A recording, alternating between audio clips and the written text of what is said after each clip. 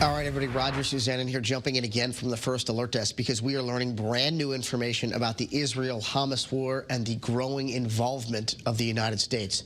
President Joe Biden just met with Israel's prime minister, and within the last few minutes, we learned that the number of Americans killed in that conflict has now climbed to 31. Biden says the U.S. remains solidly behind Israel, and just moments ago, he said that Hamas, quote, committed evils and atrocities that make ISIS look somewhat more rational. The president also says the evidence appears to show that Hamas accidentally misfired a rocket and caused that awful deadly explosion yesterday at a hospital in Gaza, although Palestinian leaders still blame Israel for that deadly blast. The White House has also canceled planned meetings with some Arab leaders in the wake of that hospital bombing. Wendell, I'll send it back to you. And happening today, Roger, in New Haven, a Jewish group will hold a rally to call for an end to what they say is the genocide of Palestinian people.